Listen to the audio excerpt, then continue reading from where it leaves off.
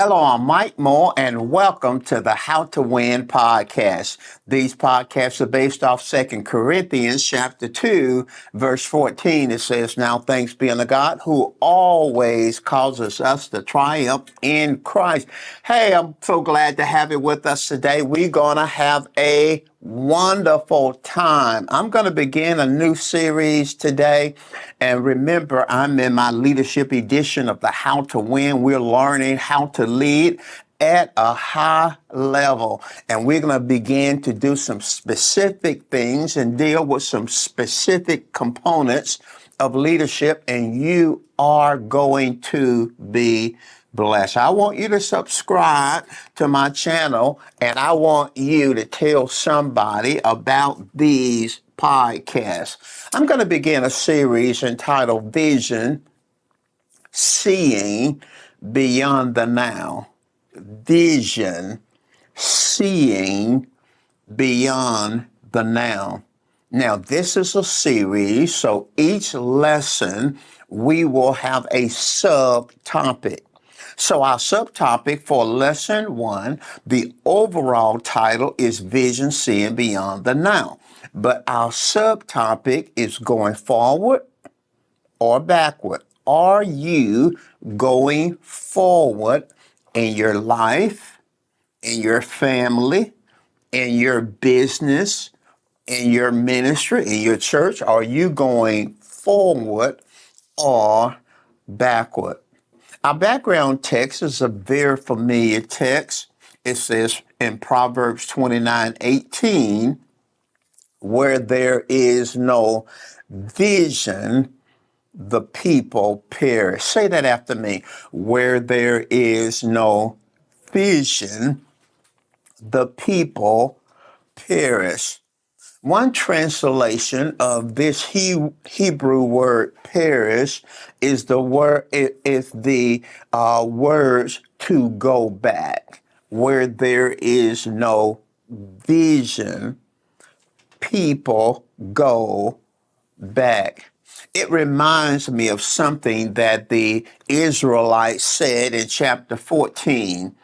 God had instructed them in the 13th chapter of Numbers chapter 13. God had instructed them to send spies into the land that he had given them. They sent 12 spies, 10 came back with an evil report, and 2 came back. Joshua and Caleb said, "We can take the land." Well, the people got all stirred up by the evil report of the 10, and this is what they said in Numbers 14, verse 3 in the Amplified Bible. "Why does the Lord bring us to this land to fall by the sword? Our wives and little ones will be a prey. Is it not better for us to return to Egypt?" Think about that. Return to Egypt, where they had experienced above 400 years of bondage, return back to that bondage. Well, you see, the Bible says where there's no vision, the people perish. They didn't have a vision of the promised land. So if you don't have a vision, you'll go back. People who have no mental perception, and we're going to give you a definition of vision in a moment, but people who have no mental perception of who they can become or what they can accomplish, then they will become stagnant and eventually they will regress, because where there is no vision, people will perish. People will go back. Great leaders are visionaries. They see beyond the now. If you only see the now, then at best you're a manager and not a leader. I'll say that again. If you only see the now, what's happening in your life at present, then at the very best, you're a manager and not a leader. We're talking about vision, seeing beyond the now. And that's what a true leader is, a person who sees into the future. They see beyond what is happening in the now, in the present tense. So I want to give you a couple of definitions of vision, because we're talking about vision, seeing beyond the now. I'll give you a couple of definitions. Hebrews chapter 1, verse 3, in the latter part of the third verse, the traditional King James Version says, the wall of Jerusalem is also broken down, and its gates are burned with fire. That was the present condition in Jerusalem at this particular time in history. Now remember, Nehemiah is in Babylon, and word came to him about the walls being broken down in the city of Jerusalem, and it stirred him up. And see, he was a leader. Now, what is vision? Because Nehemiah was a man of vision. What is vision? My first definition is vision is a mental image of a possible and desirable future. A mental image of a possible and desirable future. Think, let's look through Nehemiah's eyes.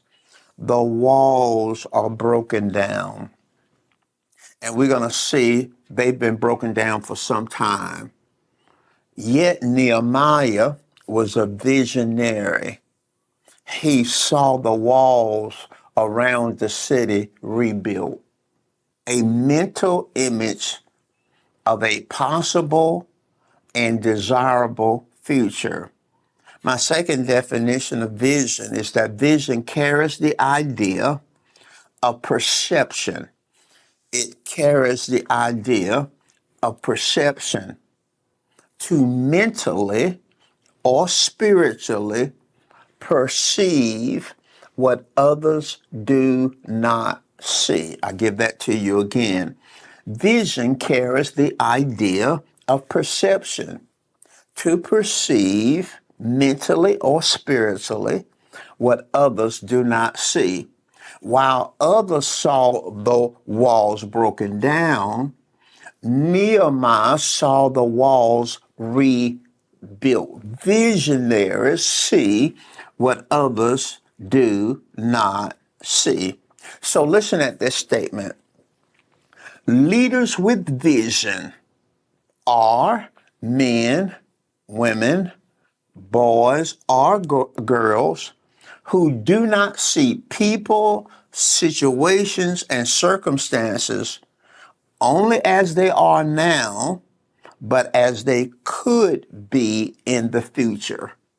That's really powerful, isn't it? I'll say it again. Leaders with vision are men, women, boys, or girls. Now you're thinking, boys or girls? Yes. I believe that God implants vision into people early in their lives. You know, when I was a kid, I had this vision of being a cowboy because cowboys were big in those days. And then I had a vision of being a professional baseball player. Then I had a vision of being a NBA professional basketball player, and then a vision of being an attorney. But in all those childlike visions, if you want to call it that, I saw myself doing something important. I saw myself being somebody important. And I believe, even though God had to tweak it for me, I believe that God implants in all people, even at an early age, in boys and girls, a vision of what they can be, what they can become, and what they can accomplish. So leaders with vision are men, women, boys, or girls who do not see people, situations, and circumstances only as they are now, but how they can become in the future. So visionaries can see people in the now, but visualize what people can become in the future or situations now, because true leaders can see the walls torn down, but they see beyond that. They see the walls rebuilt. They see situations that are very dire and negative, but they can see those situations change around. We're talking about vision. It's interesting. Scholars believe that the walls of Jerusalem in Nehemiah's day had been broken down for over 80 years. And for over 80 years, there had not been any change. Now that's interesting, but think about it. Nehemiah is hundreds of miles away in Babylon. The walls are broken down in Jerusalem, his homeland. And those walls, scholars tell us, have been broken down for above 80 years. And God puts it in Nehemiah's heart to rebuild those walls. That's interesting to me because we see sometimes God will bring someone from the outside to rebuild and to restore and to heal. Why? Because sometimes those who are in a situation can become acclimated to the situation. In other words, sometimes we can be in a situation so long that we adapt our thoughts, we accommodate those situations, and we settle. So sometimes God will bring a Nehemiah, will bring somebody from the outside into an area because that person has not been acclimated to that situation. Now, listen at this. Nehemiah was a leader who saw beyond the now. So we see vision is a mental image of a possible and desirable future. Vision carries the idea of perception to mentally or spiritually perceive what others do not see. So why is vision important? The rest of the way, let's talk about why is vision important? Let's look at Proverbs 29:18 again, but this time let's look at it in the New American Standard Bible. It reads, where there is no vision, the people are unrestrained. Where there's no vision, the people are unrestrained. So why is vision important? I'm going to give you some reasons why vision is important. It's important for you to have a vision. It's important for you to have a vision of your family, a vision of your church, a vision of your ministry, a vision of your business, a vision of your life, your career. Why is it important to have a vision? Vision, number one, brings clarity. It brings direction. It keeps us moving forward. Vision brings clarity. Vision brings direction. And it keeps us moving forward. Do you have clarity as it relates to where you're going? Do you have direction as it relates to where you're going? Are you moving forward? So many people, so many leaders lack vision. Why is vision important? Secondly, vision inspires people, by providing them with hope and significant challenges. Vision inspires people. Are you inspired? A true vision, when you have a true vision, it will inspire people. You may be listening to me now. You say, well, the people following me, they're not inspired. Well, I would ask you this, leader. Do you have a vision? Because a true vision from God will inspire people. It gives them hope for the future, and it presents them with significant challenges. People need a challenge. They need something to shoot for.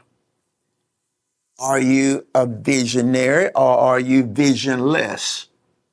Why is vision important? Thirdly, vision keeps people focused, under control, and devoted to endeavors that are meaningful to God and meaningful to people. Why is vision important? Number three, vision keeps people focused. Where there's no vision, people are unrestrained. If in your organization, people are just doing their thing, those over here is doing one thing, those over here doing something, but nobody is headed in the same direction. That's because there's no centralized vision.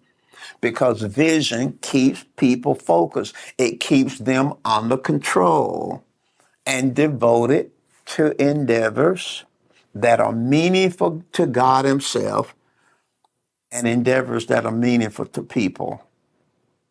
It keeps people focused. Not only does it keep people focused, but it keeps resources focused. It keeps your time focused. Number four, why is vision important? Without vision, we live aimlessly and are subject to the whims of our emotions and the fads and trends of cultural norms. Now, I want to unpack that. I want to look at this fourth reason why vision is important. Vision is important. It's important for you to have a vision because without vision, you, I, us, we live aimlessly. I mean, just all over the place without a vision. We're subject to the whims of our emotions. One day we feel this way. One day we feel that way. One day we feel this way. Just the whims of our emotions. You know, people who have a real vision, they're more stable. When you see people up and down, they moody, they in and out, they headed this direction one day, next. I see people, I see people, they're just all over the place. They're doing a lot of things. This month they into this, and next month they into this, and then next year they doing something else. It's just all over the place, and nothing is happening, nothing is getting done. Just in this, hands in this, doing this, no vision. When we don't have vision, we will live aimless lives. So we're at the whims of our emotions, how we feel. We feel really excited about this. We don't feel excited about that anymore. We feel great about this. Not only are we subject to the whims of our emotions, but we're also subject to fads and trends of cultural norms. Here's the thing about the culture, life that we live in. There are always going to be fads and always going to be trends, and this is going to be in for this year, and that's going to be in for that. Well, that's great when it comes to fashion. Okay, that's great when it comes to fashion. That's even great when it comes to technology. But when it comes to our vision, the direction, when it comes to where we're trying to get, we can't just be flowing with every fad and every trend, and I pastored for over 40 years, and I saw fads come and go. One minute, this is big in the church. The next minute, that's big in the church. You have people doing all kinds of things.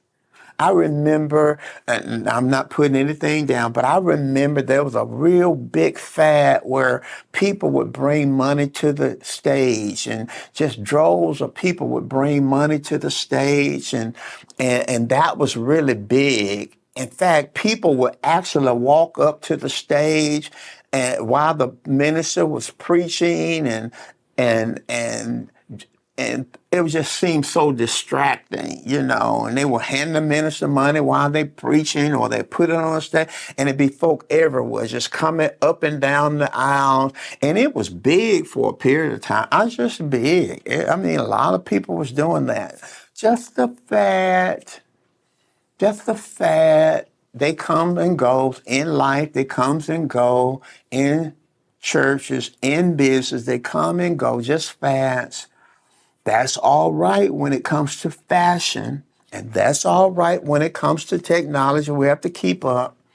But when it comes to the direction that you're going, you can't be going east this month and going west next quarter, and then you're going south the next quarter, and then you're going north the next quarter. You're never going to get anything accomplished. Now, 1 Corinthians 9 speaks to this in the New King James Version. The Apostle Paul, therefore I run thus, not with uncertainty, thus I fight, not as one beating the air. Notice he said, he's using an analogy of in a race. You're running a race and you're in a lane. If you're running the race, and you running in a direction. You're not running over across this lane and running in that lane. No, he said, we don't run like that. He used a boxing analogy. He said, we're not shadow boxing. No, we want to hit our target. Well, you can't hit a target when you don't know what the target is. When the target is changing every week and every month, how in the world are you going to hit your target? We're talking about vision now. So I got some questions as I end this episode. Do you have a vision for real? Do you really have a vision? Do you really have a vision? Or are you just all over the place doing a lot of different good things? Do you have a vision of what you can become? Do you see in life what you can become? Do you really have a vision? Do you have a vision of what you can accomplish? Do you really have a vision? Do you have a vision of what you want your organization, your church to achieve in the community? Do you have a vision? Do you have a vision, or is it just you just like a Walmart, a superstore? You just doing all kinds of things. You can get anything you want. And some people think, and I came out of the church world. People think the church should be everything to everybody. And so they create Walmart superstore churches. And so you got all these things going, and your resources are spread all out, and your people are spread all out, and your time are spread out all out, and you really don't accomplish anything because your resources are diluted because you really have no direction. If you don't have a vision, you will not just be stagnant, you will go backward and not forward. So are you going forward or are you going backward? We're talking about vision, seeing beyond the now. We trust that you've been blessed by something that we've said today, but listen, we're going to be here for a while. We got several episodes where we're talking about vision, and we're going to help you to discern and discover a true vision. We're going to help you to see what it looks like, what a vision looks like. And I want to help you because that's where you start. You can't do anything successful if you don't have a vision. You don't really have a vision. And it's possible to be a good person. It's possible to have great ideas. It's possible to want to help people and not have a vision. And we're going to help you with that. I want to thank you for joining us in this episode. We look forward to seeing you next time, and I trust you'll have a great rest of the week.